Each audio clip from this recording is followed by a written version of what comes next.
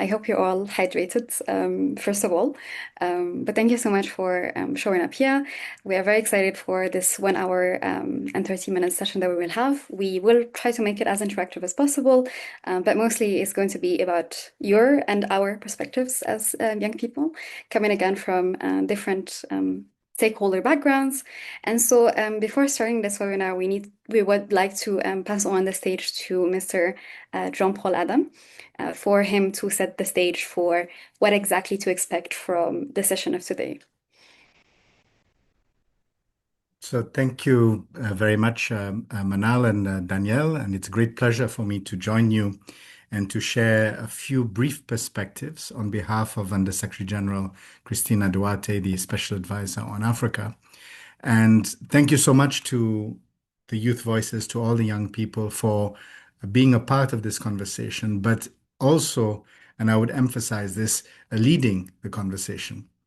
A large part of the reason that we are talking about water as a strategic resource for Africa is because young people have underlined the issue as one which is critical for the future of the continent and critical to ensure inclusion and participation in economic production across the continent. I'd like to start by underlining that African countries in general do not have sufficient ability to control the resources and assets which are their sovereign rights. We start with that assertion because it is only by identifying the problem that we can also identify the appropriate solutions. That's why when we've been talking about water and sanitation for life and harnessing water resources for the Africa we want, which is the theme of the African Union for 2026, we are looking at it from the perspective of how to harness water as a strategic asset. And this is why we are also advocating for an approach which we are terming strategic asset management. And what this means is allowing African countries to properly have the opportunity to invest in their own resources to get a return and to allow that asset to fully contribute towards the productivity of the continent, to allow for industrialization to take place, to ensure energy access, to ensure food security, but also to look at the nexus of all of these issues, including protection of ecosystems, as a means also of preventing conflict, recognizing that water-related pressures and tensions have led to an increase of conflict of about 154% up until 2023.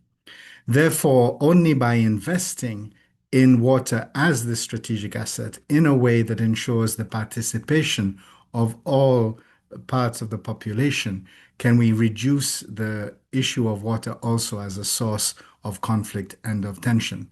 And this is particularly important in the African continent, where we are reminded that 90% of surface water is shared across borders, and cooperation, therefore, is not something which is optional. It is as essential, and it is critical for us to allow the development of livelihoods in a meaningful way, ensure energy access, ensure food security, and also protect the ecosystems which ultimately make all of this possible. So we are looking at this water, energy, food ecosystems nexus, which allows us to invest in peace and security on the continent. This breaks down the silos and recognizes the deep interconnections that exist across systems. And precisely, we are avoiding going down the traditional route of project management towards water and looking at a systems approach through strategic asset management, calling for managing water infrastructure in ways that maximize long-term value, strengthen resilience, and support economic transformation. I invite you all to look at the policy brief that we have prepared for this webinar, and which also contributes towards the advancement of the themes that are associated with the African Union theme of the year. I'm delighted to be part of this conversation and to listen to your recommendations. Being myself from a small island developing state and the smallest African country of Seychelles, I am very conscious as well how water is so critical to all of the other infrastructure that is needed to deliver economic development.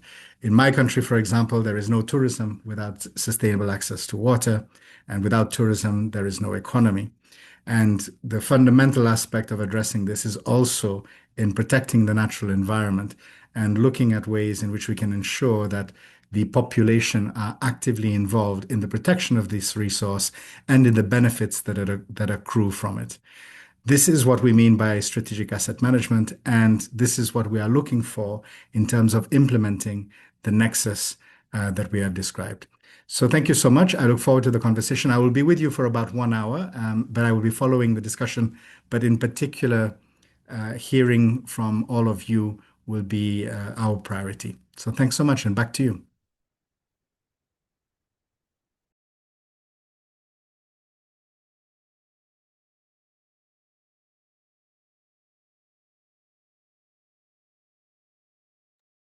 No, thank you so much for setting the stage. And we as young people, sometimes we tend to think of ourselves as very small, sometimes very powerless, especially in the grander scheme of things. So it is very nice that right now, us, the panelists, and including both of us moderators, are actually young people who are taking ownership of the power we have, but we also feel very supported by you and by the office. So thank you so much for setting up this platform and for not leaving. We hope you stay with us, and we could hear at the end, or maybe later on, what you think about the inputs that we've shared throughout the meeting. I also just realized I have not introduced myself, and neither has my co-moderator Daniel. So I'll introduce who I am, so you guys know me. But I'm from Morocco. It's not a small developing island state. It's a think a big country, but you also have challenges with water. And as you said, the whole African continent has, in one way or another, experiences challenges with water shortage or water scarcity and so on. And so within Morocco, I'm the current founder and executive coordinator of the Moroccan Youth Climate Council. But I'm also the vice president of the Water You Network, which is the largest ever youth-led network for young people who are working in the water sector. So I think that's all there is to me. I'm also a climate activist. Please follow me on social media so we can stay connected and talk more about water. But then I'll pass it on to my amazing co-moderator, Danielle, to introduce herself. Yes, thank you so much, Manal, and good morning, everyone from Togo, Lomé, Togo. It's a pleasure to be here today. My name is Danielle Kamtie, and I am your co-moderator for Ken Youth Parliament for Water. I was born and raised in Cameroon. So it's very nice to be here today and having those conversations on the African Dialogue Series platform. So once again, welcome to this youth stage. Just to give you a little bit more background of the African Youth Parliament for Water. We are talking about a Pan-African organization working across 24 countries in the continent. And we believe that young people are not just consulted, like should not just be like consulted on water governance, but they should be part of the building of a better world. They should be building water governance as well. So yeah, welcome. Um, I think now we can go straight to our panelists. We give the floor to the panelists. We have amazing speakers and panelists with us today. We can begin. We have Dr. Regito here today with us from AGRA. I have a question for Dr. Regito. We know that agriculture accounts for approximately 70% of global freshwater withdrawals, and yet in silos. Your work at the intersection of, can you hear me? Yeah, maybe Danielle, you can turn off your camera. It will help with the internet because sometimes you Okay. are. Yeah, let's add that to one of the challenges with water governance, internet issues, because we cannot even speak about water issues when the internet is bad. Is it better now? Yes. Okay, I'm so sorry for that. So, Dr. Rigito, agriculture accounts for, let's say, 70% of global freshwater withdrawals, and yet the water-food relationship is often discussed in silos. Your work now sits at the intersection of soil health, climate, and food systems transformation.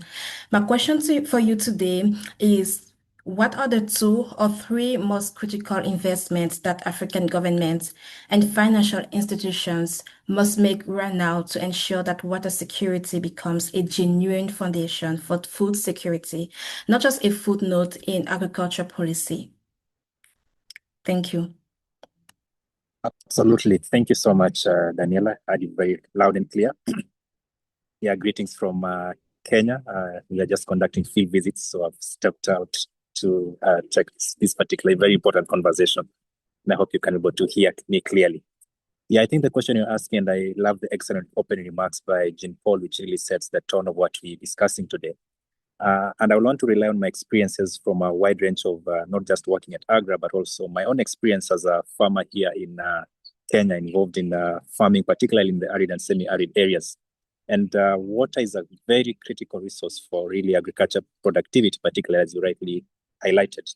And to respond to your question directly, because when you look at water as a resource, and I'll give you an example of my own farm. It's for those who are familiar with the geography of Kenya. It's in the Kajiado area, which is heavily Maasai region, which are mainly known to be pastoralist. And earlier on, as I started farming, I decided to actually fence that particular piece of land with electric fence so that nobody invades it. But water that I use on the farm actually passes through the road. And as they walk with their livestock, they get to a point using their instruments. In Kenya, they call it mukuki. They dig it and they get water for their livestock. And over time, I've learned how to be able to interact and stay together with them in a peaceful environment.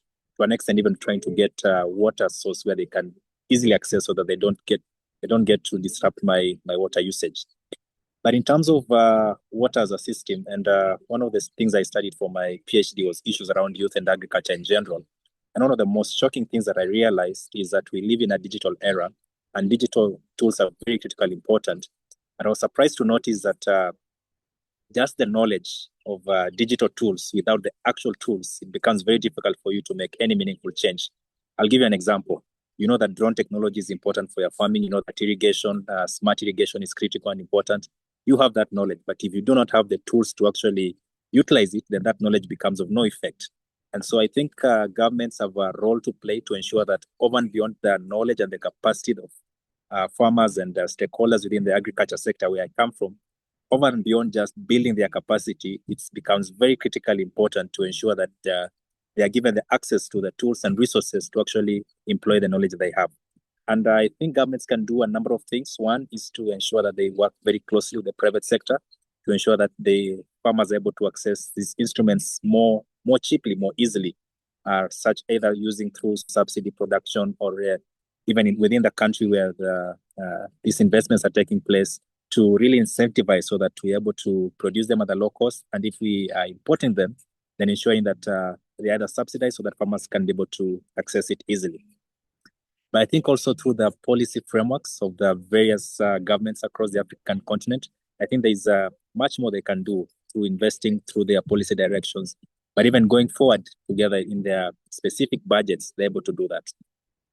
But really supporting private players, because I see this across Kenya and across the countries, the 15 countries which AGRA works in some cases where government has not made the step to ensure they're able to invest in irrigation infrastructure, water, access, private individuals come in and decide to do their own things, either through dams or either through digging boreholes. But in some cases, it becomes extremely stringent, so that even for you to access a license to be able to dig a borehole or to set up a dam is extremely difficult. Something that initially a government should have done, a private citizen wants to do it to benefit himself and also the community, it becomes extremely hard for that particular private citizen to proceed. So I think governments through their policy frameworks can be able to go a step further to ensure that farmers, which I'm very passionate about, are able to access this. I mean, there's many things that I can say, but I think I'll want to conclude with a poem that I've come to learn and love it a lot. It was written by J.D. Greener, and this poem is entitled Fishermen Who Did Not fish. And it says about a group of people who talked about fishing. They set up headquarters about fishing headquarters, and they existed actually closer to a lake. But one mistake they didn't do is that they did much more than just talk about it, but they actually did something. So to really call upon stakeholders here, whether farmers, whether government, whether private sector, in our own unique contributions, as Wangari Maathai is to tell us, the least that we can be able to do, let's do it to ensure that we're able to make progress. Thank you so much. That will be my response, Daniela. No, thank you so much, Dr. Jeremiah. I actually, when you were going on about the digital tools, I had like a very burning question about like the water footprint of these digital tools, especially when we're talking now about like the age of AI and so on. So I think I would want to have your reflections about that later on in the session if we have time. But I think moving on, I would like to invite, please excuse me if I pronounce it wrong, but Jauhelo?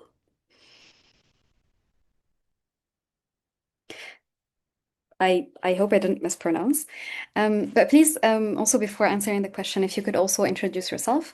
But I think my next question is a bit on a different angle, which would be more on, climate migration.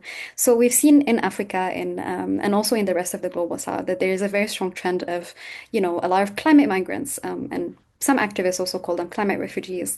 And a lot of the reason why they have to migrate and they are displaced is because of climate change.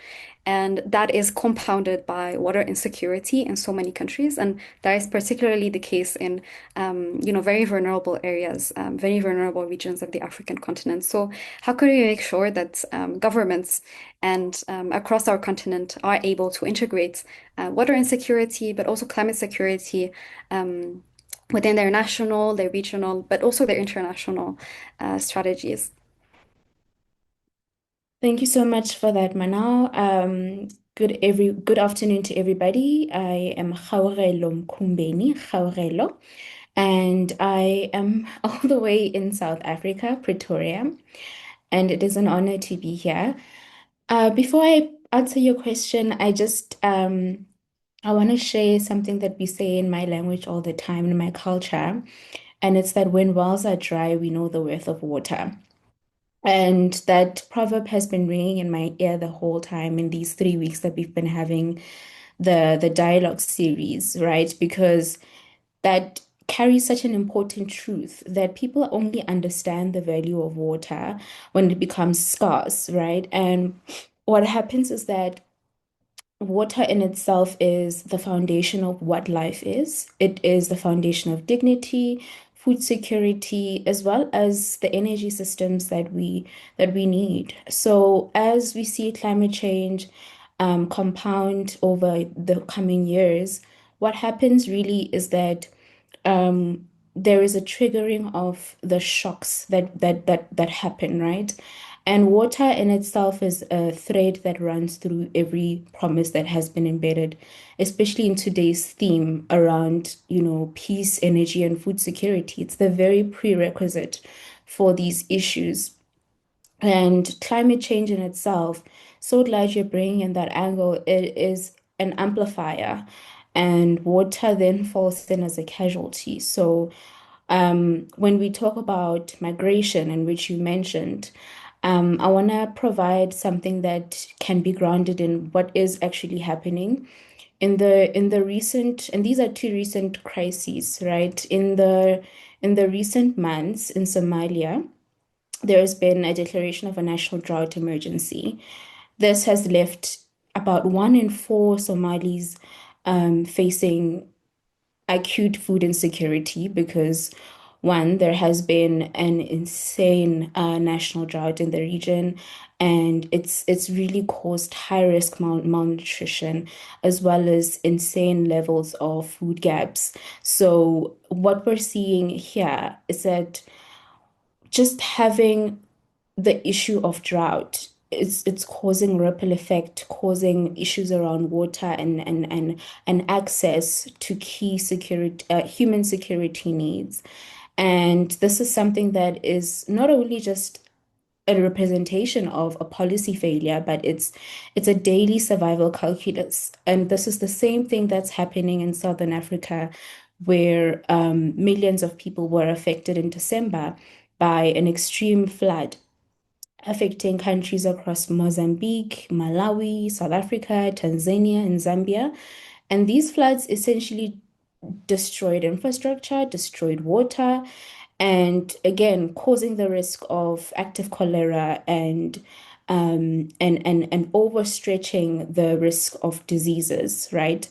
And this is what's happening right now. The dynamic is that climate shocks are already landing on top of very overstretched systems.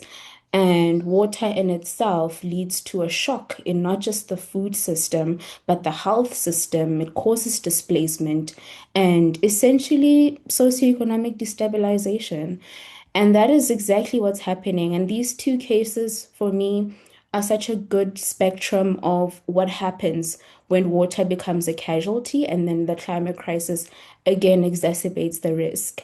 And you mentioned what are the policy gaps, right? The main thing is that oftentimes we treat water, food, health, as well as displacement, managing them in different ministries, different budgets, and that kind of siloed approach, especially with such interconnected issues, is such a neglect of the way in which these systems are so interconnected. And oftentimes it means that when we do respond, response is often too little or too late. And the finances, again, because these issues are often budgeted differently, there is, again, a lot of neglect when it comes to that. The other thing is that, especially with the Somalia dynamic, we are often unprepared for the transboundary nature of water, especially water governance. And when it then comes to where we're seeing climate-driven water crises, they don't respect boundaries, they don't confine to boundaries. And oftentimes we don't place the right mechanisms and frameworks to ensure that we manage the fact that water stress is a peace and security issue. And it's not an issue that can be resolved with just information, because in these two cases, there was a lot of early warning that came by to say this is going to happen.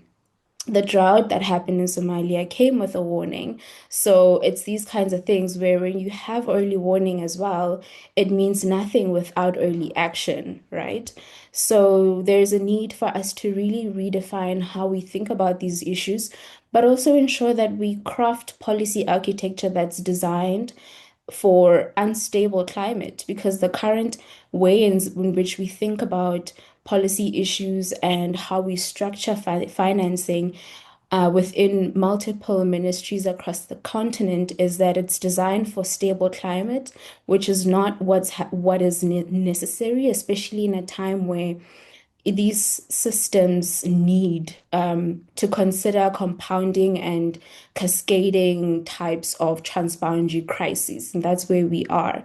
So I really am so glad that we're discussing this theme about water for peace, water for energy, and water for food, because that is a lot of promises. And when we talk about those promises, it needs to come with understanding how interconnected they are, but also ensuring that we treat water as a strategic means to human security, because that is really what it is.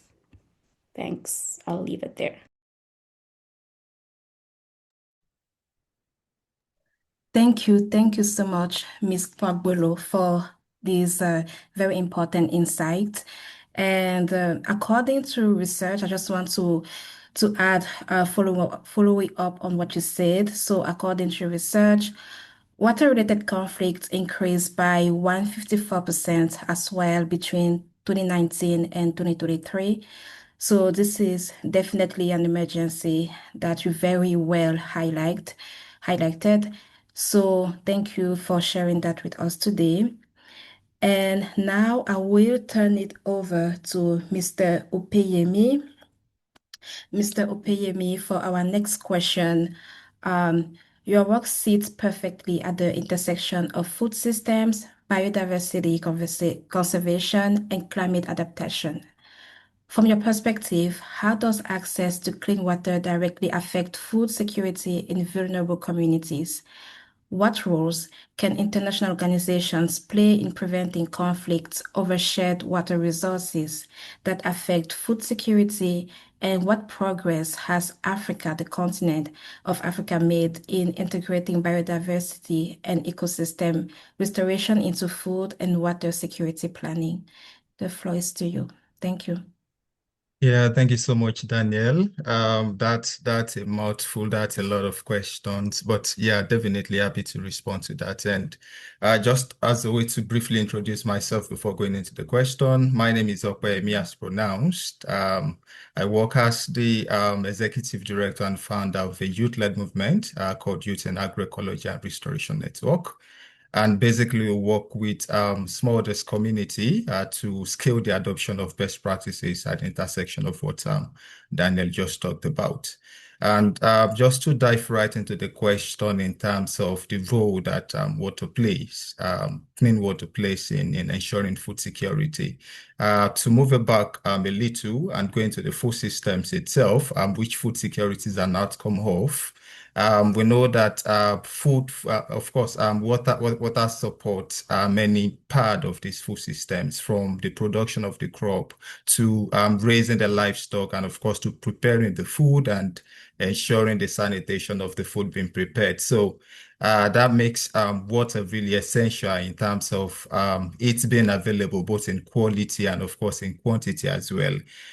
Because when community lacks access to water, we know that both the quality of the food being produced and the quantity of the food available can also be affected. And this is because, for instance, if clean water is in short supply, we know how that can affect the increase in price of food.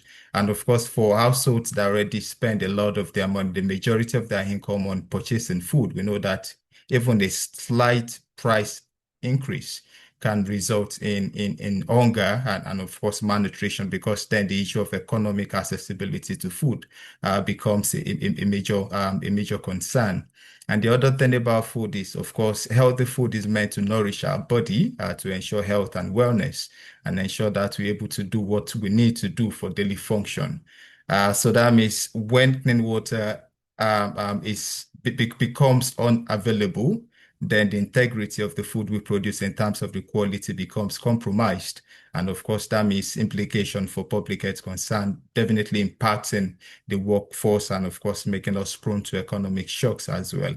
So that shows that the availability of water, both in quantity and in quality in terms of the cleanness, really goes into ensuring the quality of the food we produce, and of course the public health, and of course the workforce, and of course the economic itself. But then to talk about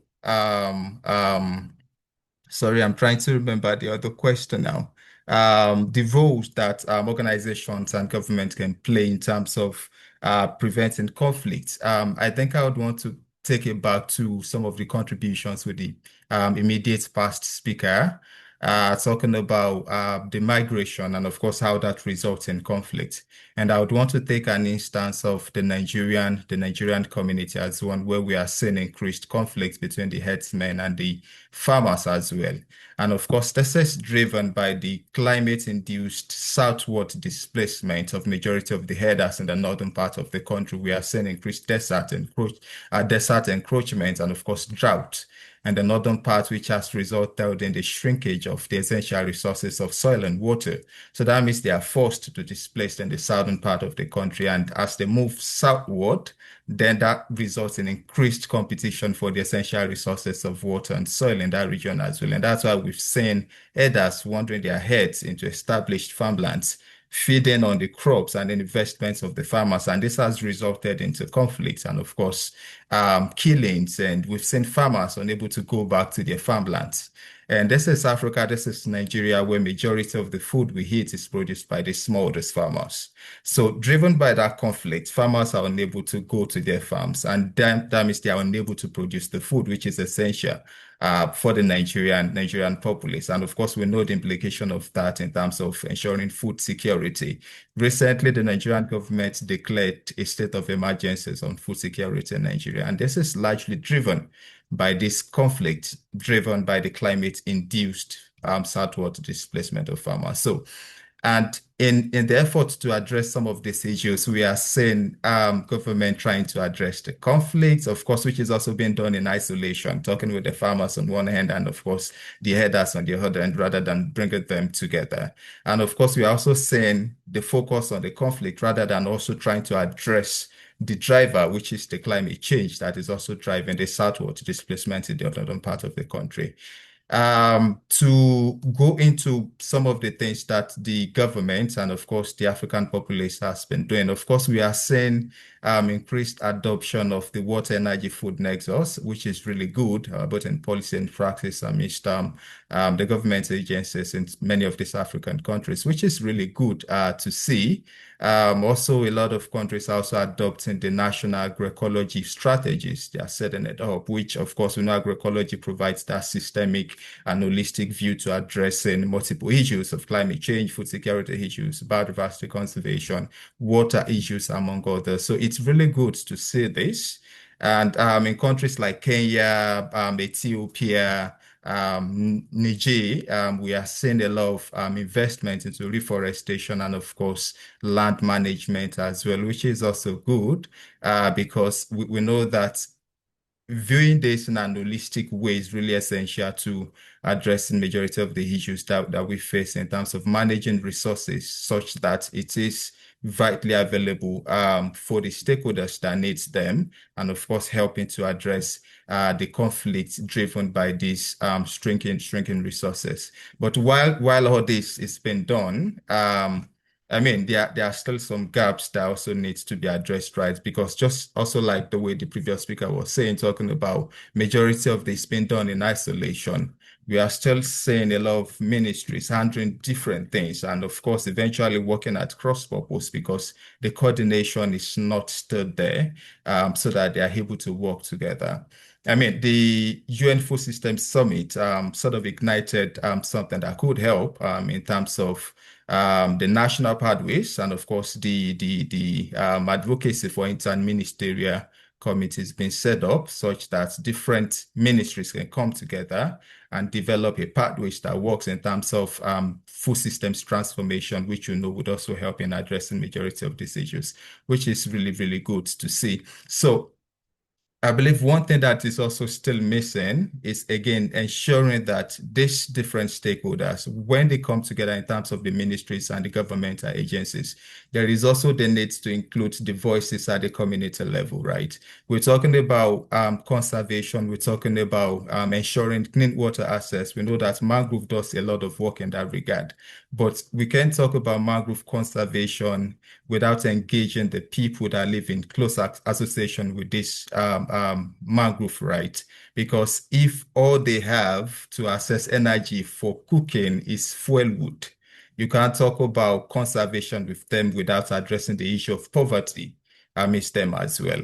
So ensuring that, but then if you are able to include them in the policy processes and the discussions and decision-making processes, then you'd be able to capture their voices and what needs to be done such that their dependence on these resources will be reduced. So ensuring that these voices are also included in the decision-making processes would be a good way to scale interventions being done to address the water, energy, food nexus at the national level.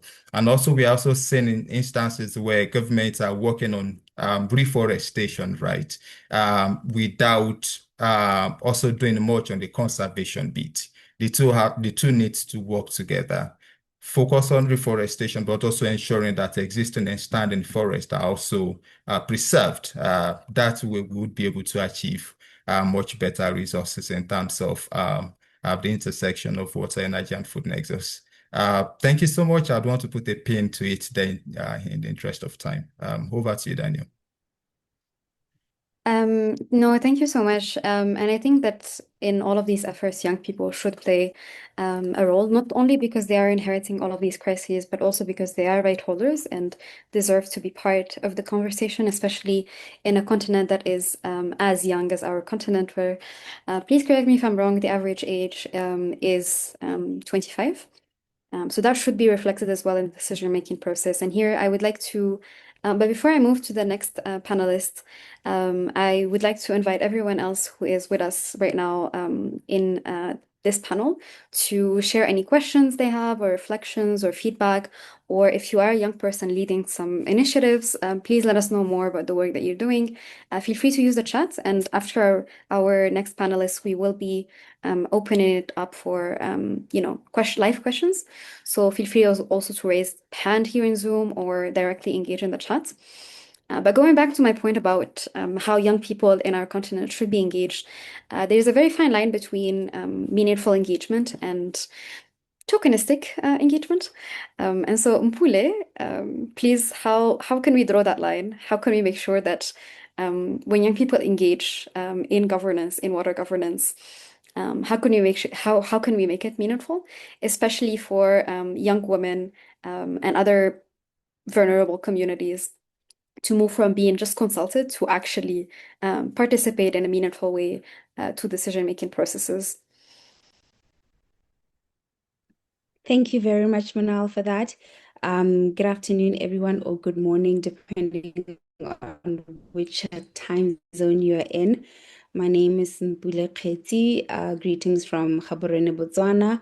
I am currently the founder of an organization called Women Lead Africa, based here in Botswana, and I just ended my 2-year term as the African Youth Ambassador for Peace, appointed by the African Union, and I was representing Southern Africa. So my work basically intersects between the women peace and security agenda as well as the youth peace and security agenda. And for me, this conversation is quite timely. So back to your question, one of the 5 priorities that I work on in both the WPS, which is the Women Peace and Security Agenda, and YPS, which is the Youth Peace and Security Agenda, is participation. And the question that you just asked me rather, invites us to interrogate what participation actually means in practice, because the word is doing a lot of work that the reality doesn't always justify. We speak, I can't tell you in the last year how many times I've attended events where people kept saying, they had this tagline saying, we need to move from rhetoric to action everywhere. But it seems like we're stuck somewhere between rhetoric and the middle, but never actually getting to the action. So in my experience working across the continent as a youth ambassador, we consistently encountered 2 main problems. And the first one is exactly what you talked about, Manal, which is tokenism. Tokenism for me is not simply about exclusion. It's not about being excluded. It's also about not being, or being included in a way that is designed not to change anything. So you were there, but you're not meant to really change anything. That is tokenism. In that regard, it also lacks the critical elements of what we term as meaningful engagement. So that is shared purpose, shared decision making, and genuine access to platforms that enable you to be part of decisions where or being part of platforms where consequential choices or consequential decisions are being made. So this is where I think when you speak of consultation, this is where I think it sometimes falls, because we tend to see situations where consultations happen before the fact or after the fact, but not when it is critical.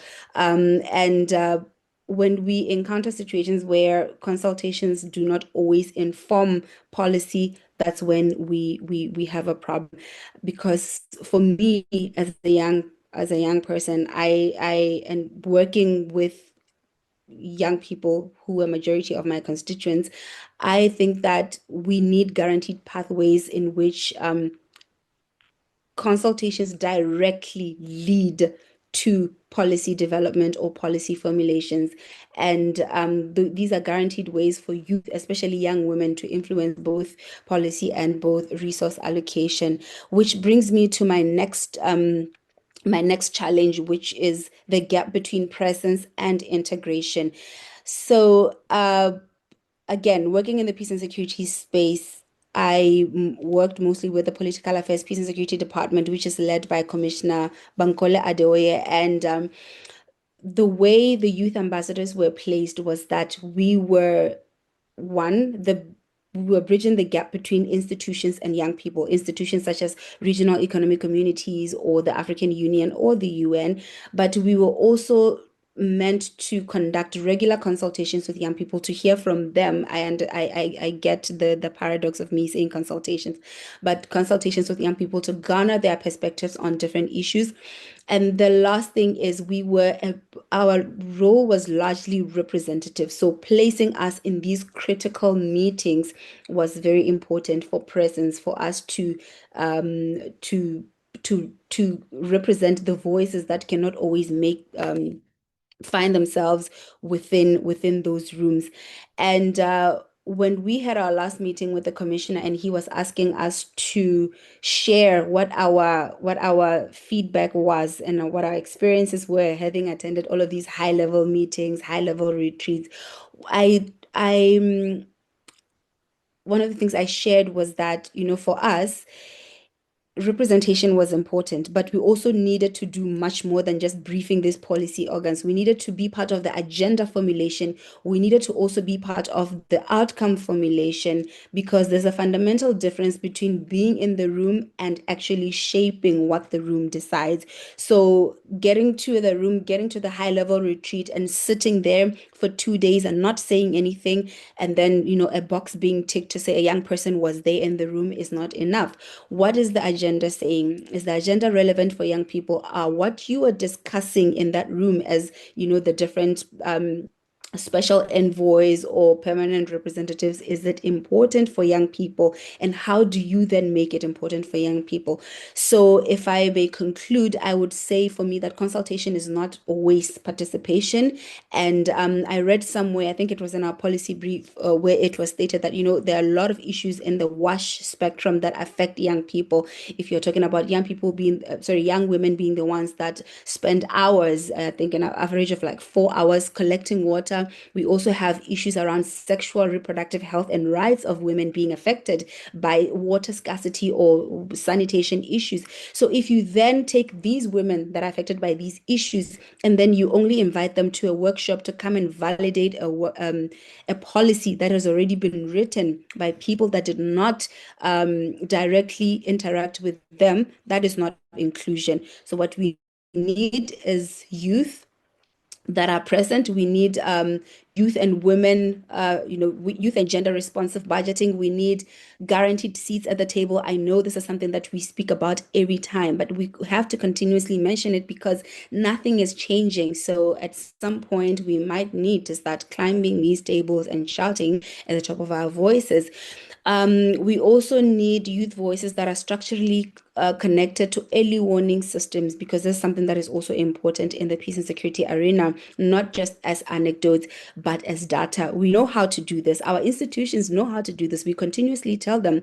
But the question is whether they have the political will to give up a piece of their decision-making power to the very people who are most affected by the decisions that they make, being young women and young people. Thank you so much. Thank you so Sorry, go ahead, Thank you Daniel. thank you, Mpole. Thank you so much for your input. And yeah, that the distinction between being consulted and actually holding power, I think it's one that many people on this call and even those watching right now recognize immediately from our own experience. So it's something that is very much needed right now. Manal, I don't know if you had any comments, I'm sorry. No? Okay, great. So we are now opening the floor for any questions. Please feel free to raise your hand and ask any questions to our panelists. You can also use the chat box if you'd like, but yeah, just raise your hand and ask any questions that you had. Is there anything that surprised you from the presentation? Are you thirsty for more? Do you want to hear more? Just raise your hands and ask your questions.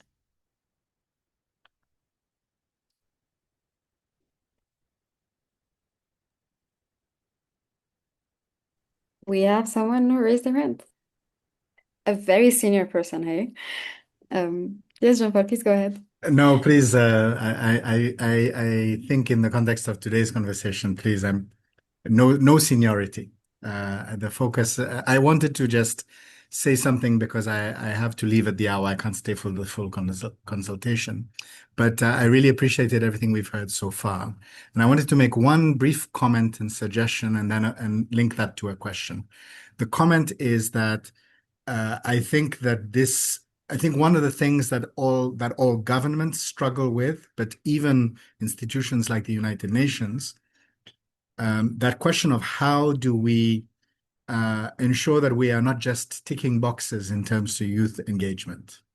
So the United Nations has tried to advance this through, for example, the Pact for the Future and the Pact for Future Generations, which is directly saying that young people must be part of the decision-making process and the allocation of resources, because that is where there is a huge risk for the whole planet, because decisions that are being made today will have an impact for multiple generations. And we need young people who are going to be living through that to fully take, to be part of that process. And that's I'm very generalizing, but that is the essence of the Pact for the Future. But we know that in practice, this is also hard because the nature of governance in our different countries means that this is not always easy to do. Now, one way that I think can help towards this is that we are seeing with new technologies much more availability of data. There's also a problem of data credibility, which I won't go into, but there is much more data that is available. There is much more information that is available to young people and to everyone, and also to authorities and not only governments. Now, data is the first step towards accountability, because if we can measure something, we can also see how progress is being achieved, the pace of progress, because sometimes something can, particularly let's say on water systems, these investments will have to be made over a significant period of time, but you should be able to measure progress. And having data, and I think one of the key roles for the United Nations will be to provide data that is credible, that allows us to measure that process, and that gives these tools, therefore, to young people to really implement this accountability to decision makers, including young people themselves, because this question of allocation of resources is so important. So I think that issue of data to accountability, I think, is absolutely critical, and is going to be very interesting. And the question that I would raise is that I do feel that there is this remaining gap in terms of really empowering young people. And I'm here speaking both at the level of governments and international institutions. And I would be interested, we've heard a little bit some ideas on how this could be done, but any additional thoughts, I think, from any of the panelists would be great on what are the things, what are the radical things that need to be done to give young people more real power. Thank you. Okay, because of time constraints, I'm gonna give like one action, please, one sentence, and I'm gonna be like this rude person in the room. I don't mind. I'm gonna stop you if it's like more than, or actually, let's make it even harder. Okay, one word, please. The four of you, think of one word that you need. And Jean-Paul, I hope that you commit to the four words that our panelists will say, or the four sentences that they will say. And we will make sure to hold you accountable for what you commit to today. I mean, this meeting is being recorded, and as African youth in this call and beyond the call, we will hold you accountable to those commitments. So maybe, Opeyemi, in few words, is there one commitment that you, as Jean-Paul said, that needs to be done for you, for young people in your country and in the region to feel more supported?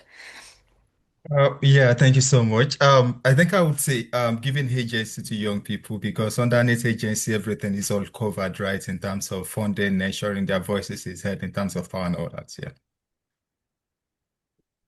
That was so, you are my new favorite panelist. Thank you. Mpule?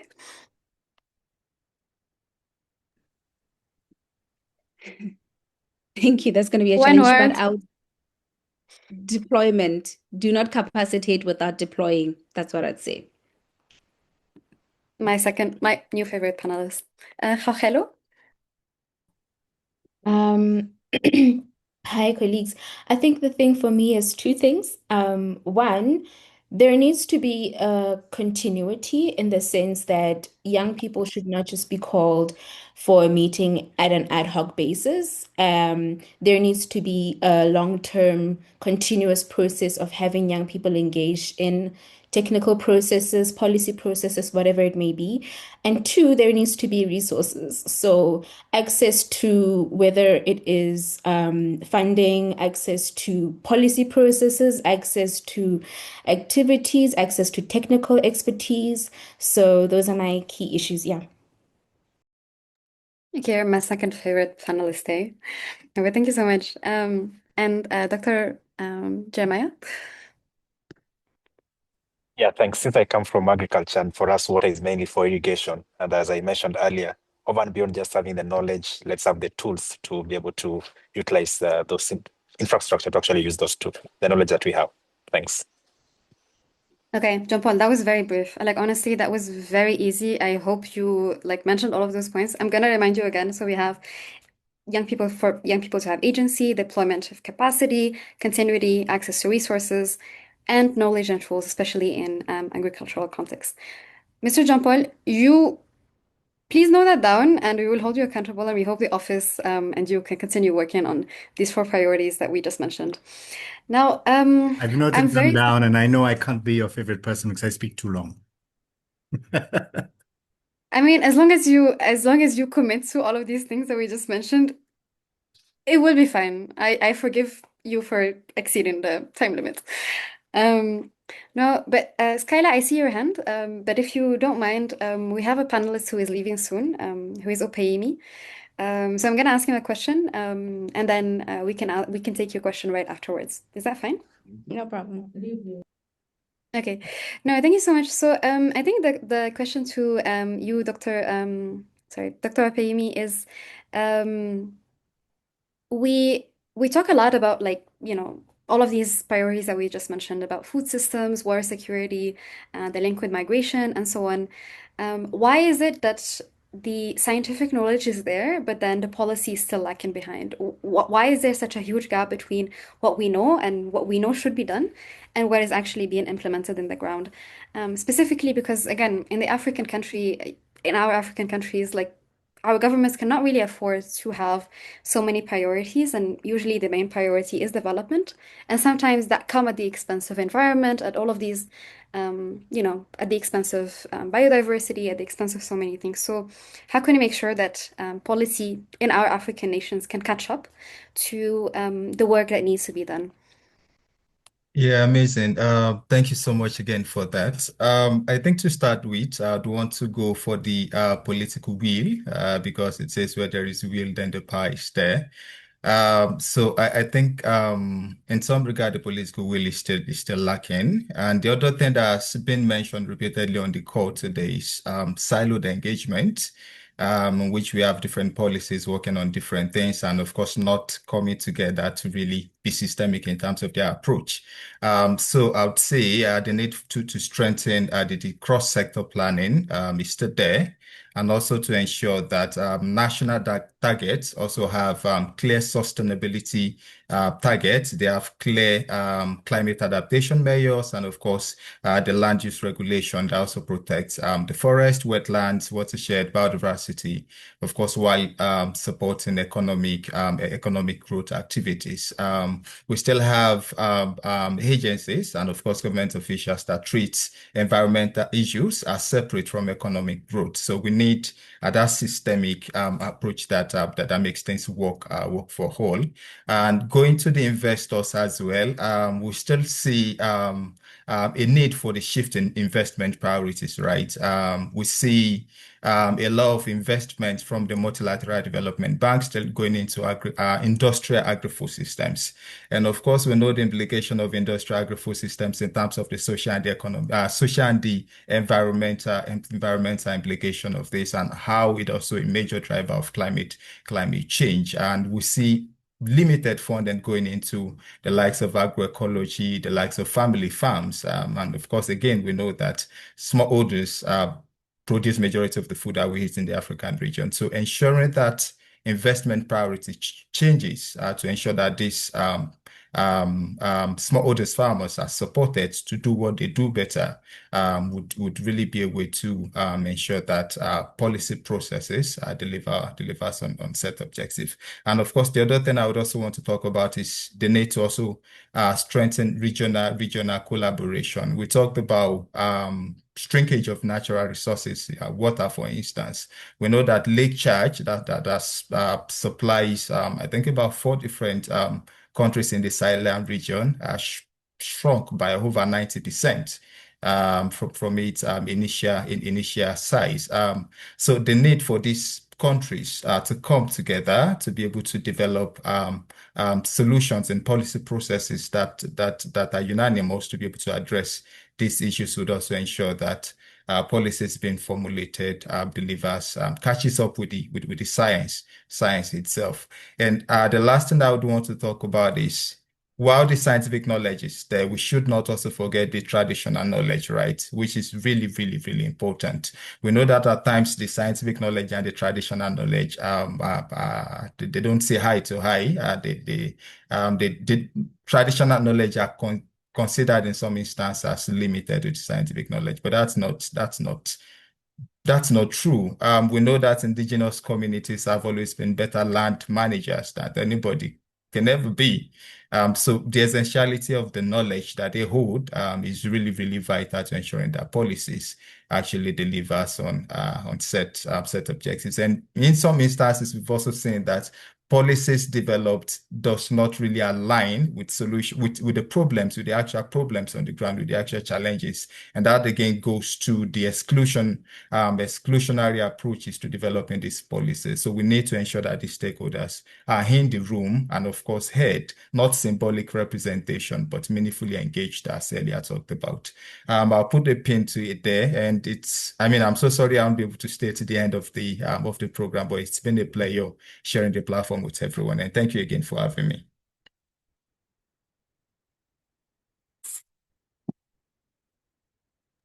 Sorry, I was muted. No, thank you so much for going. It's very good that you're leaving now, because actually I was going to ask you a follow-up question about why is it that we don't have political will in our countries? How can we ensure that we have political will? But it's okay. You can leave. You Yeah, don't we have can to always answer chat that. about that later. Thank Yeah, you so much. let's do that later. No, Amazing. but Skyla, over to you. Do you have please share with us your question. Yes, thank you. My question is, in each of your opinions, what is the most overlooked opportunity for Africa in addressing water and sanitation and food security and other challenges over the next decade? That's a very good question. But also because of time, please, my favorite panelists, let's keep it at one word. Mpule?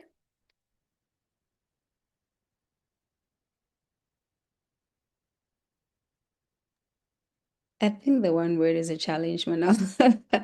But I would say that the biggest opportunity that we're missing when it comes to is actually intersecting issues, right? We tend to deal with everything in its own mainstream agenda, and that way we get to miss opportunities of how to then intersect those issues with other issues. Like when the AU theme was announced, I told myself that as a youth ambassador, my job was done, because what am I going to do when it comes to WASH and I'm working on peace and security, until I had to, make myself aware of exactly the different dynamics of WASH, the WASH situation in Africa, and how it impacts my work. So I think intersectionality is important. Okay, I should have said that. Intersectionality, Manal, one word. I I think the context was needed, hey. I don't, but yeah, you're forgiven. No, but it's actually very important, hey, because I again like following the point that Okayemi said, like we should not be working on silos. We should be all on the same page. Hello, Dr. Jeremiah. I'd say the word for me is groundwater. And let me tell you why. Oftentimes, when you think of water, do you ever think of groundwater? And often the answer would be no. And that's because groundwater is basically invisible, right? It's not always the first thought that comes to mind when one thinks of water.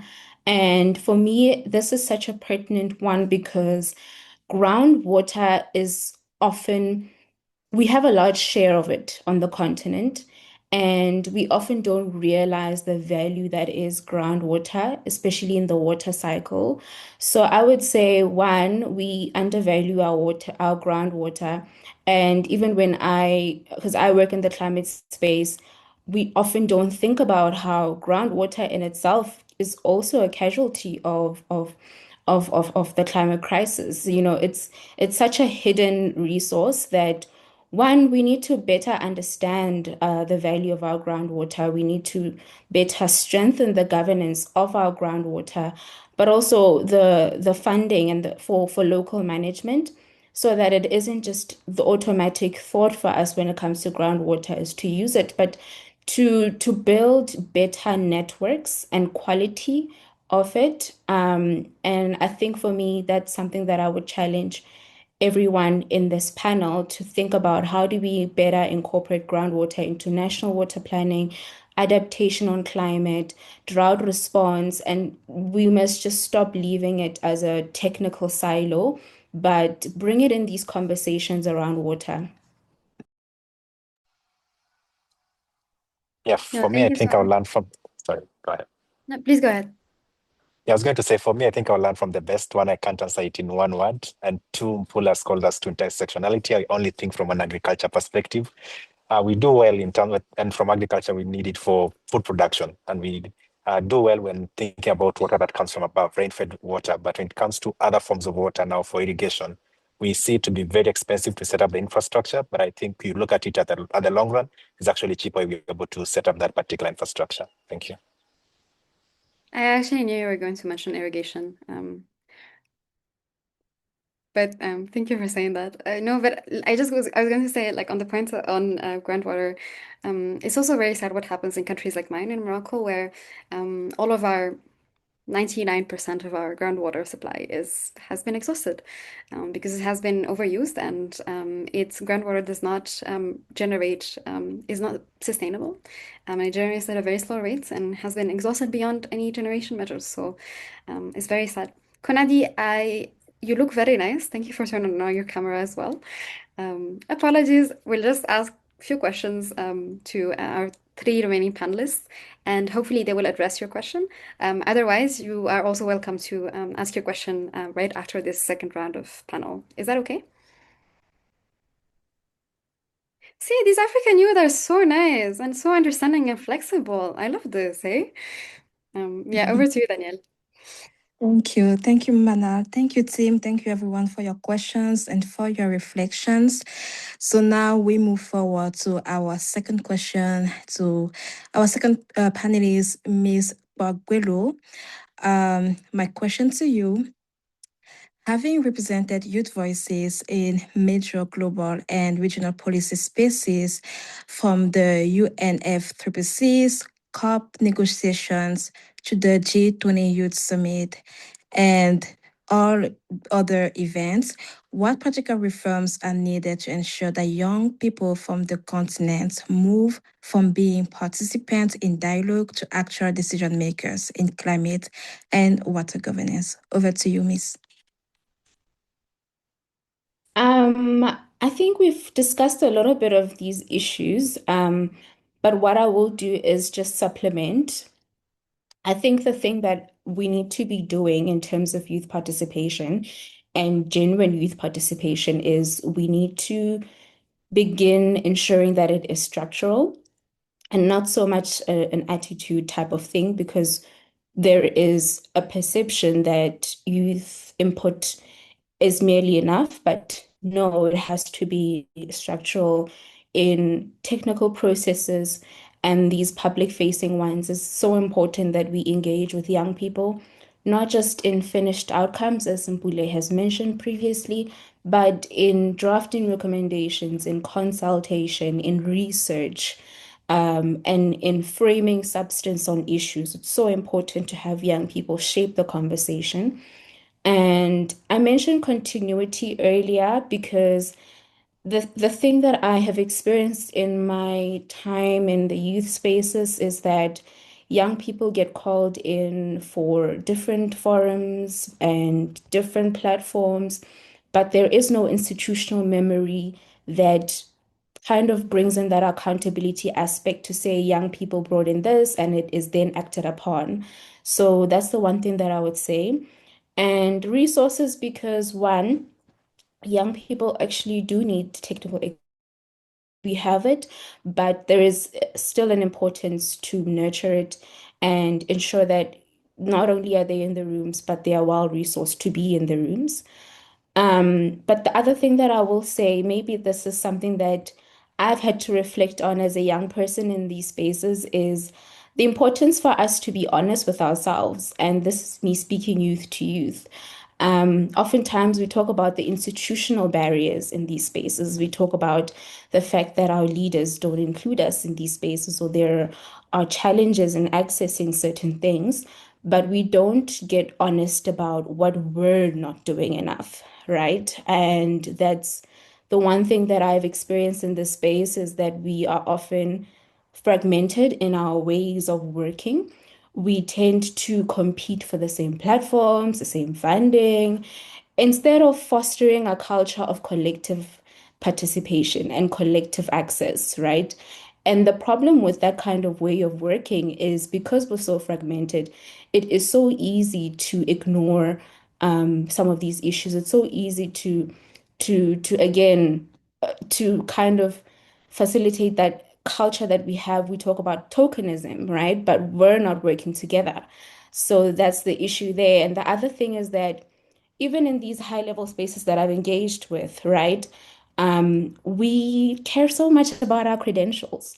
Like, why are we so fixated on our credentials, as opposed to what we actually have to offer, right? And who we bring with into the rooms that we are entering in. So those are my other things. And the other thing is, we have a kind of way in which we think about the future and the next 30 years, but we need to start thinking about the short term as well, because we say that we're young leaders of tomorrow, we're young leaders of today. We need to think about the next 10 years when we start planning. We need to think about being more practical in how we work as young people, and that means organizing together, not focusing so much about just being visible or showing up to a panel, but sustainability in how we work is so important. So yeah, that's the only thing that I would put on the table for today. One, the need to hold those that are in leadership accountable, but to also be reflective and honest with ourselves as young people, that in as much as we're calling for institutional shifts, we're also calling for ourselves to be accountable of each other, so that we participate meaningfully, but we also build sustainability in how we organize ourselves as young people. Yo, that was, damn, that was very, I feel exposed. But I kind of, I give grace to young people, hey, because I think the only way for us to be in the table is to prove we are there. And to prove we are there, we are over like focused and obsessed with, Sorry if I having was the best degrees. harsh. I'm Hmm? sorry if I was harsh. I'm a young person. I'm speaking to myself You too. should be harsh, hey? Like, it's true. We cannot afford to be fragmented and be competing, like, to be there on the table. Like, if one of us is there, then so, no, but thank you so much for that. I feel like we need like a harsh, because we cannot be just always pointing the fingers at, governments and all of these people and John Paul who just left. But we should also like, work on ourselves and hold ourselves accountable. So thank you so much for saying that, hey? Um, yeah, but I still feel exposed. I'm very guilty of a lot of what you said, but I'm working on it. Please hold me accountable. Now, our next question would be to Mpule. So we realized that the main priority for Africa is actually development, right? But then combined with that, for Africa to balance its growing population, I mean, Opeyemi just left. He probably would have also wanted to comment on this coming from Nigeria. I think Nigeria has the biggest, is the most populous country in our continent. But there's a rapid urbanization as well. There's a lack of resources that is combined with all of this.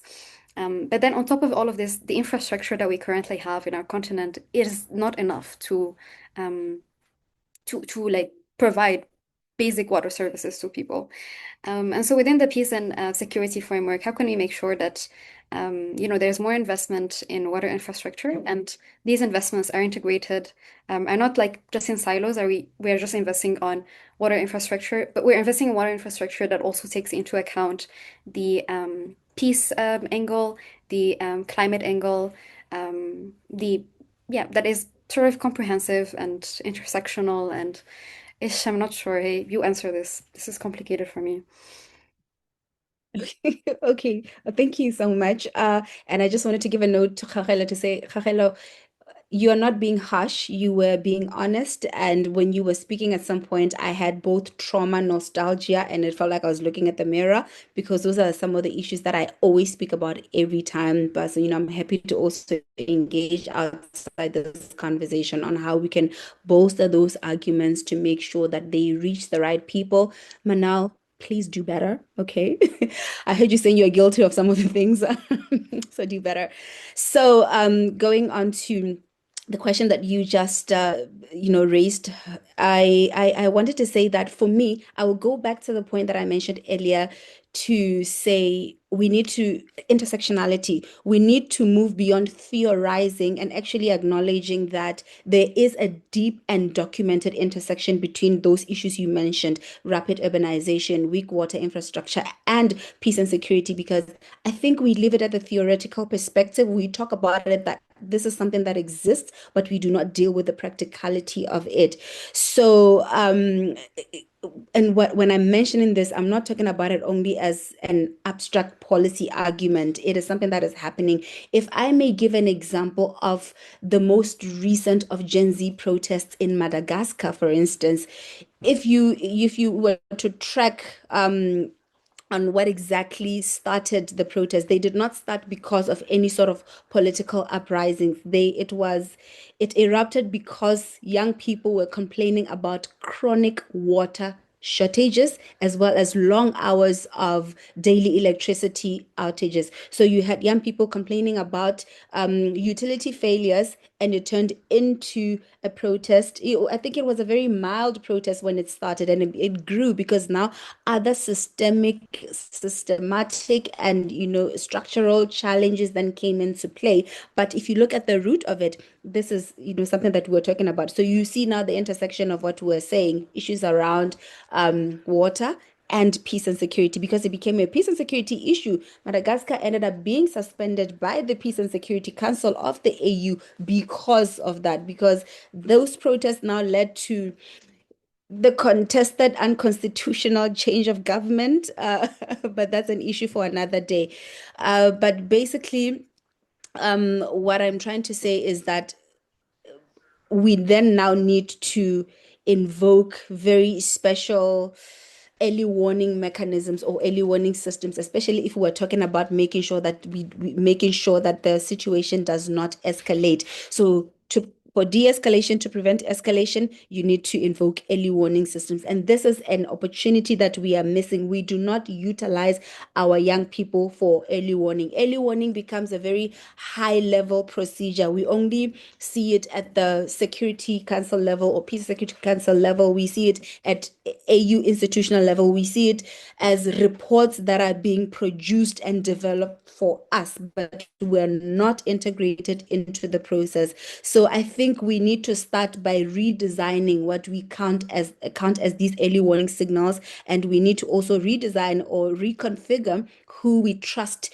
to generate them. And I think our current problem is that it's not that there's no data for early warning, it's that we do have data, but we're looking at it from the wrong level, as I previously mentioned. So we need to talk to these young people that are living in these water-stressed communities, that are living in poor hygienic, poor sanitation conditions, to let us know what could be done better. What are the indicators that we need to look at? And, what do you see? What do you foresee for the future if these issues are not addressed? Because they will tell you in most instances where protests have happened, they didn't happen overnight. Young people continuously said it and said and said, we want this to change. This needs to change. And when governments did not respond and governments did not give young people a platform for them to be able to properly and adequately address these issues, that's when it turned into protests. So I think our early warning systems need to change. And early warning is not enough, and this is my last point. So, in youth peace and security, we have what we call national action plans on youth peace and security. The development of these national action plans is the one that facilitates a roadmap for countries to institutionalize the participation of young people in youth peace and security, but also to mainstream them at decision-making levels. So, I think one of the avenues that we have here, if we want to intersect peace and security with issues around urbanization and water infrastructures, is that we need to advocate for the development of action plans or national action plans that will be the ones that integrate issues around water for young people. Because national action plans, what they ideally do is they list what's important. Research is done. They come up with indicators on what is important. They come up with what needs to be addressed. And once we do that, this is the opportunity for us to integrate other intersectional issues. So that would be my final thing to say. Let's advocate for the development and implementation of youth peace and security national action plan processes, because they are the most practical entry point available for us right now. Thank you. Thank you so much, Pule. I will just speak for myself. I've learned a lot from what you just shared around the youth peace and security and national action plan. So thank you for that. Our last question now is for our last panelist, Dr. Regito.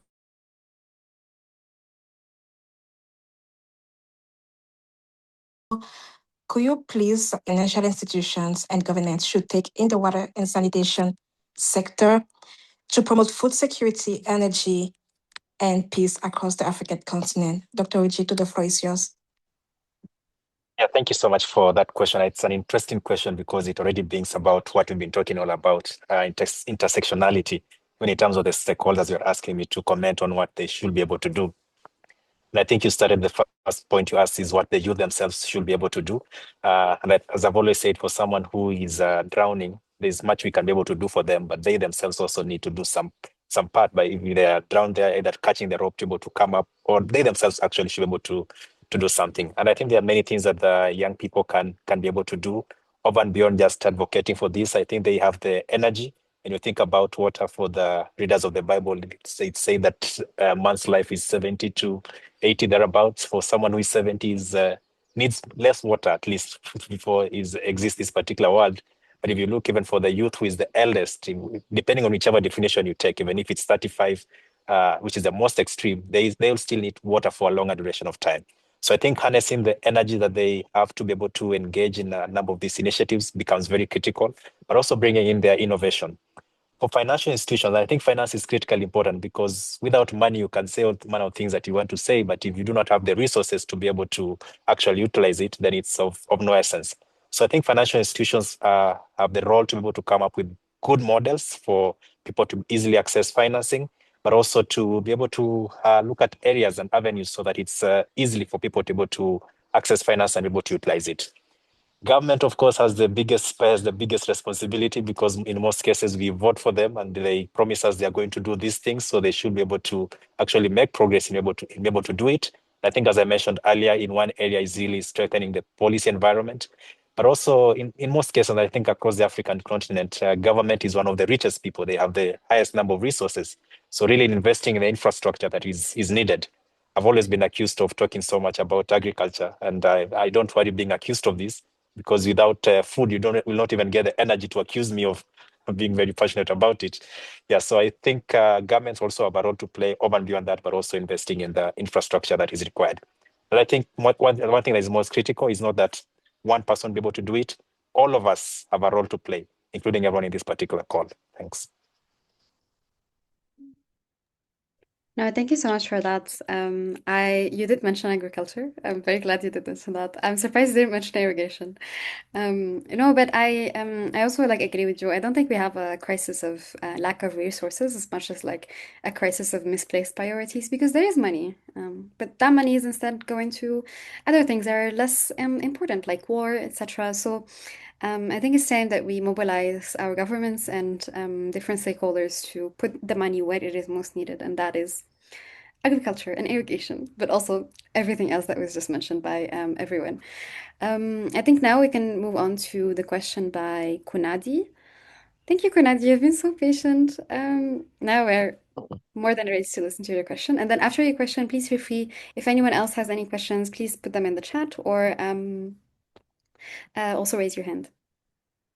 Hello, hi, Kunadi, good go ahead. morning, everyone. So my question is, you know how we're gonna be facing extreme climate risks in the near future. So I wanted to know like how we can like advocate and help the people because like, water, food, and energy sources are gonna be like exacerbated. So it's like how do we like improve our infrastructure to like handle this new, harder upcoming challenges? And maybe I will merge that as well with two questions that came up in the chat. One of them was about, and this one is something that I also relate to, is about language barrier, and how to include like how to make sure that platforms like these and solutions that all of you have mentioned are accessible to everyone within the continent, given that people, for example, in the Sahel region, but in Francophone Africa, are left behind when a lot of these processes are happening in English. And I think this is something we should do much better work on. I mean, we were unfortunate we were not colonized by the UK, I guess. But we need to recognize as well that a lot of us come from a place of privilege because we're able to speak English and attend this consultation. So again, also a question about how to improve, how to make sure that nobody is left behind, regardless of their region and also regardless of their language barrier. There was also a question about how to incorporate technology, yeah, especially in the global south, especially for agriculture. So this is three questions. I think these three like probably also like fall into like what was the final agenda point of our consultation, which is maybe one action point. And maybe within your action point, you can also address some of these questions that came up, or maybe you can have someone address directly the question of Konadi and these three questions, and then we move on to the action points. But very briefly. Maybe Jeremiah, you can speak to the point about technology, and how Hello, you can speak to the point about maybe multilingual access because you've been attending all of these COPs and all of these international convenings and so on. And do you notice this, like that there's parts of Africa that are left behind because of language, because of regional representation? And maybe in Pule, you can address the question of Konadi about how can we make sure that we are ready to face the climate impacts and invest in more climate resilient infrastructure. Please be very brief. Yeah, thanks. One of the things that we've been able to do at AGRA is to develop a tool that we call, in short, climate vulnerability risk assessment tool. And one of the things it does is it analyzes your vulnerability using two things: exposure and sensitivity. And it says that you are able to adapt to this if you have better adaptive capacity, that is relative wealth index and many other things. So I think really from where I see it is strengthening the adaptive capacity, having known that you are vulnerable in a particular area, strengthen your adaptive capacity through various means, be able to help you to able to adapt to that particular crisis. That's what I was saying shortly. Thanks. Sorry, just to pause. Please also everyone, please feel free to share your social media handles or the work that you do so we can stay connected beyond this consultation. Hello, over to you. Thanks so much. I think the question about language barriers is such a big one, especially when it comes to when we think about access to the technical information. In my experience, I've, been leading young people, especially within the UN Convention for Climate Change, Framework Convention of Climate Change, and at the COPs, I cannot imagine attending a COP without being able to speak English, right? And even beyond that, most of the decision texts are written in English, and negotiated in English. So, it's such an uncomfortable truth that language has always functioned as a barrier in international policy spaces. Even within the research space that I work in, it is so difficult to be included and be part of the sharing of knowledge without really being able to speak the language. And the thing that I keep thinking about is, with communities that are on the ground that are most affected by these crises we've spoken about today, these are the same people who have so much substance to offer to the problems and can offer probably more insight than any of us in this room. But, the structural features that, these spaces are designed in that way, and there's a need for us to question that and to go beyond just acknowledging the truth, right? I've spoken about Somalia. Someone in the comments spoke about Central Africa and the challenges there. When you talk about, for instance, a farmer in Burkina Faso who's been documenting droughts in their community, it's very difficult to say, how do you get that person to provide substantive input in UN documents or even just in a research paper that others can see? There's a lot of barriers that come with not being able to speak English, and also where do you come from? Those things are so interconnected. So I think it's so important for us that are in the room to also just make it a part of our lives, right? Have an attitude change towards these problems because we often also play part of it. We constrain the conversations about our work and what we do to the policy spaces and the people that we work with instead of bringing it to the dinner table at home and speaking to your grandmother in your mother language, and she will tell you about what has been happening in the community. She will tell you that I cannot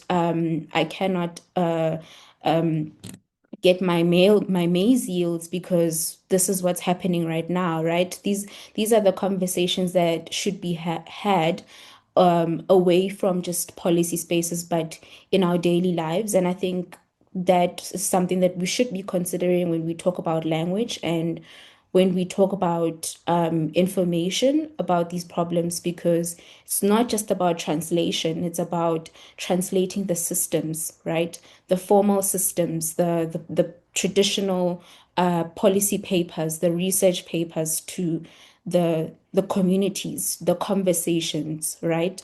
And the communities as well, because evidence is not just a research paper or a UN report. Evidence is in so many things. It can be art, it can be dance, it can be anything. So I think it's so important for us to deconstruct what information sharing looks like in how we talk about language barriers.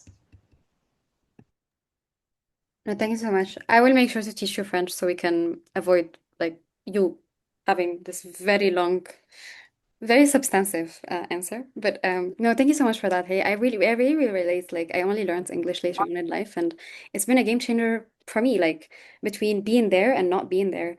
No, but thank you so much for that. Hey, now Mpule, would you like to address Kunadi's question very briefly? Yes, I will. I will address it and also just give my final pointers. 2 minutes, you can start the countdown. I have three things to say, but I want to comment on the question that you posed to Rachelo also in 20 seconds to say we need to expand our thought processes around what access means, right? So it also goes beyond language. It goes to also issues around reading and writing. In my organization, we have a program that we developed to give information to people that cannot read or write in a world where information is in written form. So how do we address those people who have lower levels of literacy? So literacy, language, access, those are things that we need to think about. And then going to my question, to Kunadi's question, I have two quotes that I'd like to quote for you. The first one is on leadership, and it says that you don't rise to the level of your intentions or the level of your potential. You fall to the level of your systems. That's the first one. The second one is, as young people or in general in the development space, you do not always get what you deserve. You get what you negotiate. And that's what I would leave you with, to say, in the question of what we are going to do, we're talking about power. Who has it? Who makes decisions with it, and who lives with the consequences of it. And unfortunately for us as young people, we find ourselves on the other end of the spectrum where we do not have the power, but we are the ones that have to live with the consequences of the power. So I think we need to start negotiating for better leadership, so that we can have access to that power, so that we can have the ability to then do something about whatever it is that we need to address. In this case, the extreme climate, climate change, and other issues that you may be working on. So that's what I would basically say. Thank you. Did that also include the action points? Yes, girl. Ah, I told you, 2 okay. minutes. Nailed it. Like it. We are African youth, hey. But also, can we because we said we need to expand about the language barrier and all, can we also expand these consultations for far longer? I mean, all of us here, like panelists and people, we have a lot to say and we want to say a lot of things. So please, very kindly and very politely to you, Ben and Juliet, to the office, we appreciate if you could give us more time in the next consultation for us to better, prepare and share our insights. Danielle, maybe over to you. Yes, thank you, Manal. Thank you, team. Thank you to our wonderful panelists. So we are now in the final stretch of our session today, and this is the moment that matters the most. I want each of our panelists, excluding Mpule that already shared her action points, to give us 1 to 2 concrete actionable calls to action. We are not talking about aspirations, right? We are talking about specific ask. So what do we want from government, institutions, or even ourselves, the young leaders watching this session, to differently, what do we want to do differently starting today? Over to you. Let's start with Dr. Rodrigo. Yeah, thank you very much. I think there's no call to action without a commitment. So I think for the young people to actually be able to commit to invest our energy, our innovations to ensure that we able to move and make some progress. I think as a former president for US, Jeff Kennedy used to say, ask not what my country will do for me, but ask what I will do for my country. So for us to be able to do what we can do, and all of us in this particular room have a part to play, those who work for the UN, those who work for government, financial sectors, institutions. So each of us, let's try to do something, and let's not wait for tomorrow. Let's try starting to do it today. Thanks.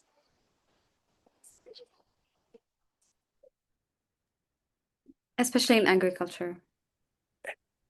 And irrigation.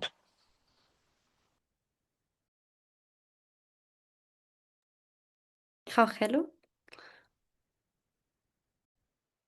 I will go back to what I said in the beginning, in terms of what but the proverb that I mentioned, right? I said that when wells are dry, we know the worth of water. And this is something that we say a lot at home, right? Because we often let things get worse before we have urgency over how, or understanding of how valuable it is to care. So that's what I will say. But also the other thing that I forgot to mention when I mentioned the example about a farmer is that oftentimes we disconnect technical policy language to real lived experience. And that's what I mean, is that it's so important to make those connections between on a local level in terms of how does a farmer understand that versus what does it look like in a policy piece, for instance. So my call to action would be to the young people in the room, can we work together? Can we collaborate? I don't have one to the policymakers, but I will say to the young people, can we work together? Can we collaborate? And so that we're not working in silos. And these young Can people I can just become chip the in while policymakers. we're here, Manal? Sorry, just quickly. I'm not saying much. I just wanted to say that I couldn't hold it in, but this was a very amazing discussion. So props to you for a great moderation, and thank you to Jeremiah and Khagelo for for bringing it on. I loved it. Thank you. And thank you to the office for bringing us together. I mean, I only met Jauhelo and Jeremiah, but then I'm so happy I met you, Mpule, and sorry, the other person, the Nigerian person, AP, him, Opeyemi, right? No, thank you so much. Now we'll pass it on to Juliet, who has been very patiently waiting for us so that we can end this call. Please, Juliet, over to you. Juliet is so Look, done with us. yeah, no, not this You're time. not? As you indicated that we could go on for another hour or something like that.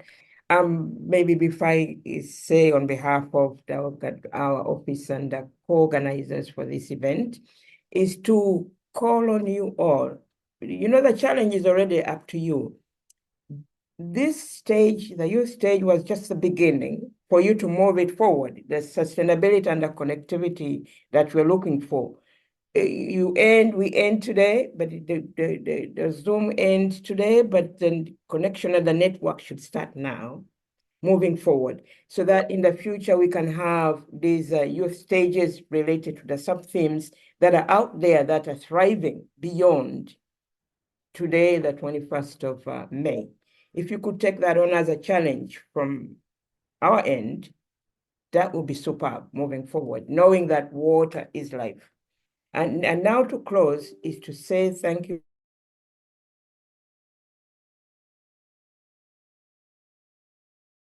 She did close, eh? Okay. Technology is right here with us. Is to let you know that as where Jean Paul started to say that water for us, we are looking at it as a strategic asset. And on behalf of the Office of the Special Advisor on Africa, the African Union, who partnered with us, including as well UNICEF, UNESCO, and the African Development Bank, as well as the Institute of Security Studies in South Africa. We would like to thank you for being part of this conversation and the journey we've had. Today's theme was connected to the week one, where we looked at water as a strategic asset. And then week two, we touched on the issues that are on economic transformation, leading up to today, where the best of what water is all about, connecting it with security, energy, as well as peace. So my question, perhaps before closing the meeting, is to say that, so why does water matter to all of us? Because we know water is life, and water is what sustains all of us. But just to give you key points is to say that water for African young populations, it means opportunity. That's where jobs will be created for tomorrow and the future. For women and girls, water means dignity, time, and inclusion. For farmers, water means higher yield and income. For cities, water means resilience and livability, so that at least there's dignity as well to be able to survive in a city. And for business, water means efficiency, and competitiveness. Better still, for governments, water means stronger growth and lower vulnerability for all the population in all the continent spaces beyond the city, but in the rural areas. So moving forward, the handle perhaps that will help us to all to move forward is to remember not to have scarcity, that we remember that water matters, but to keep it right and center, that without water, none of us can survive. But how can we provide or advocate for water and sanitation for those, the most vulnerable as well, in our countries and in our communities?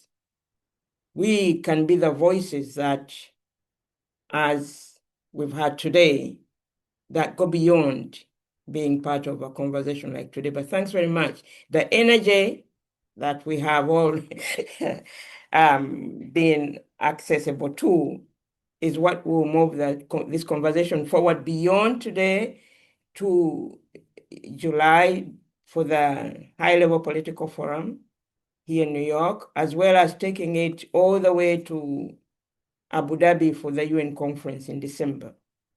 And beyond that, let's keep this conversation moving forward and the engagement, the networks that we started today.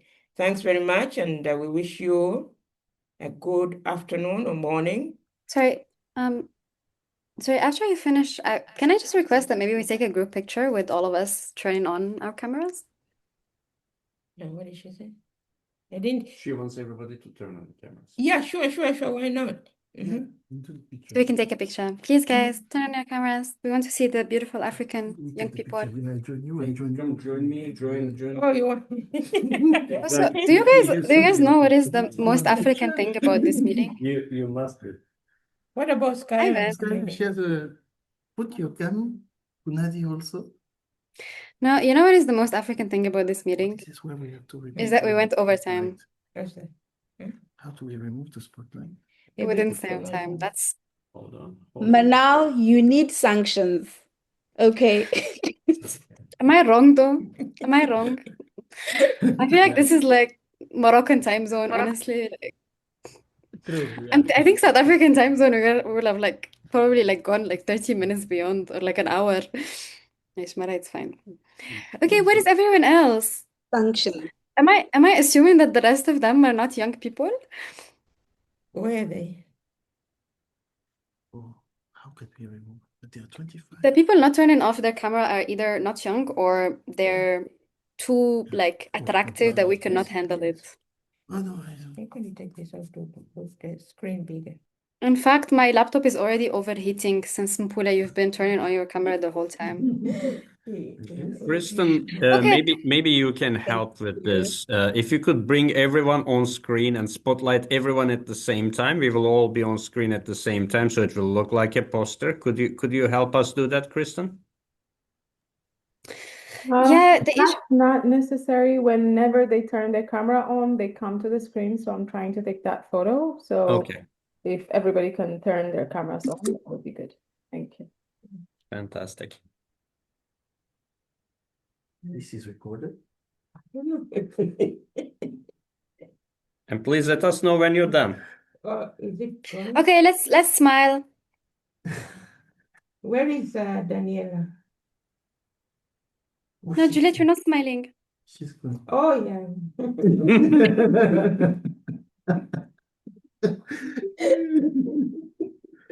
Thank Okay, wait, I think I'll try to take like one on my side.